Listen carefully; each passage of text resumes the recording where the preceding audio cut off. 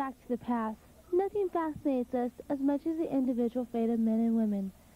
The greatest of these themes give a new direction to history, to mold the social forces of the time and create a new image. And one of these forces was a man named Cesar Chavez.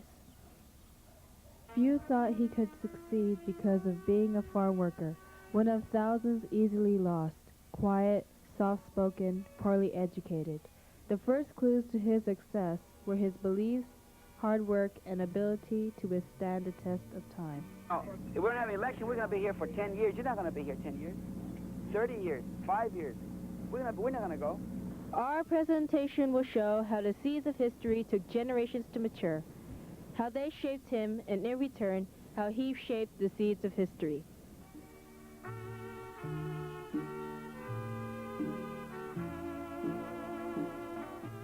Cesar's grandfather, Cesar Chavez, crossed the border into the United States in the 1880s. Leaving for Mexico, he planted the seeds of history. By the 1890s, they began to homestead. Cesar's grandfather became a United States citizen. His family of 15 settled in the North Gila Valley along the Colorado River and the Arizona desert. The Chavez family farm was started 3 years before Arizona became a state. Cesar's father and mother married at a mature age. He was 38 and she was 32. They had 4 children. On March 31st, 1927, Cesar Estrada Chavez was born. Cesar lived on the farm until he was 10 years old. By this time, the country was in a depression, a word that meant nothing to him, but a condition that would deeply scar the family lives. Cesar's mother taught them their religion, and over the years, Cesar would come to realize the role that all religions would play in later years. On February 6, 1939, Yuma County sold the Chavez's farm for back taxes. The family had to leave the hacienda house, the graves of the grandfather, grandmother, and the baby sister Helen.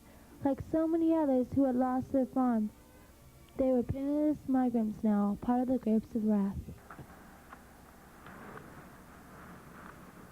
Some of us died on it.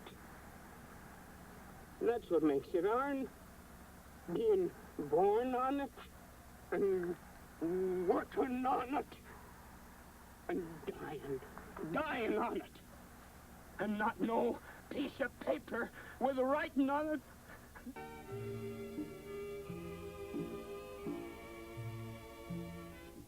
Cesar's family traveled west to Brawley, California, beginning the harvest, working their way north along the California coast to San Jose, then to the San Joaquin Valley toward Delano and back to Brawley, starting the crop season again. It was at this time Cesar first felt the true meaning of the word depression. Because Cesar's mother was illiterate, she made her children go to school. Once Cesar counted all the schools they had each attended. The total amount was 37, and he had went to most of them. In 1942, Cesar graduated from the 8th grade and quit school to help his family. As a teenager, Cesar began to rebel against the conventional way of dressing. This was the age of the big bands, and Cesar would travel from Delano to Fresno to hear the big band's sound. For a long time, movie theaters were segregated throughout the San Joaquin Valley. This was an accepted practice. In Delano, the quarter section on the right was reserved for Mexicans, blacks, and Filipinos, while the Anglos and Japanese sat elsewhere. Cesar enlisted in the Navy in 1944. During those 2 years, it was the worst time of his life. In those days, there was discrimination. Cesar married Helen Fabela in 1948. After their wedding, Helen and Cesar joined all California missions. They had always fascinated him. He was like the rest of the farm workers, penniless, uneducated, and his first child, Fernando, was born.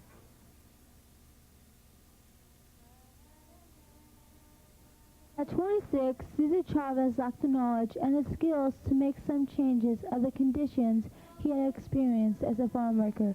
Then Fred Ross appeared to provide Cesar with the skills and the knowledge needed to make the changes. Cesar's career began with the help of Fred Ross.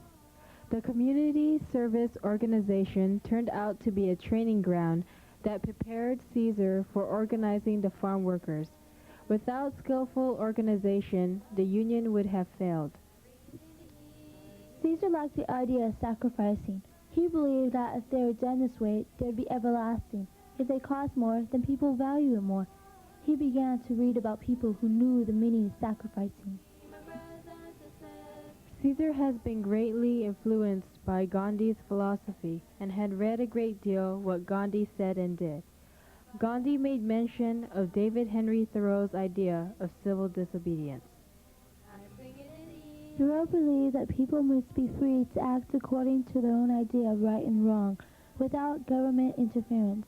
This idea of passive resistance is what Gandhi, Martin Luther King Jr., and eventually Cesar Chavez would use.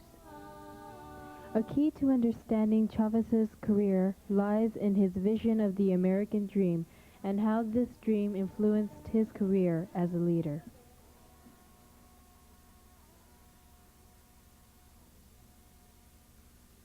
In March 1962, Cesar Chavez resigned from the community service organization to organize the farm workers. The single most important factor that triggered farm labor development in California during the 60s was the end of the Bracero program on December 31, 1963. Geographically, Delano, a city of 14,000 people, was centrally located in the San Joaquin Valley when 35-year-old Cesar Chavez came to Delano in 1962 to start his long campaign organizing for the farm workers. Cesar and his wife Helen rented a house on Kensington Street. Using his car garage for an office, he began to organize. On September 30, 1962, Cesar held his first organizational meeting in Fresno, California. It was then that the huge red banner was unveiled. On September 16, 1965, Cesar held a meeting at the Guadalupe Catholic Church in Delano to decide whether to join the Agricultural Workers Organization Committee strike against the Delano grape growers. At dawn on Monday, September 20th, 1965, Cesar's National Farm Workers Association joined the Delano grape strike.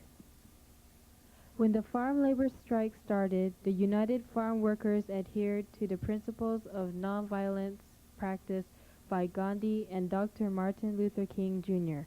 There was no choice but to take sides, and nobody saw fit to stay in Delano and help bring things back together when it wasn't going to make headlines all over the country. But Cesar Chavez stayed and fought. He never gave up. After 25 years adrift, Cesar Chavez planted the roots of history in Delano. Cesar Chavez found something that he wanted and went after it. In 1965 for farm workers' rights, in 1972 for farm workers' contracts, and again in 1988 for the controlled use of certain kinds of pesticides. Claire McGinnis, a woman who worked with Cesar Chavez, said to me, "Many people in Delano still hate Cesar Chavez. He led the people's revolution for rights, justice, and change. Cesar Chavez affected the way I think about people. He made me realize and decide that change only comes through nonviolence and hard work plus respect for all people." We can recognize in our own time, particularly in whose careers are getting close to their final hours, that all great men and women become legends. All become in history larger than their own lives. One has only to think what succeeding generations will make of Cesar Chavez. But this only happens because some men change the course of history and stand on their own ambitions, desires, creations, or hopes of a magnitude that embraces future generations. And Cesar Chavez's characteristics lend itself to a great historical figure.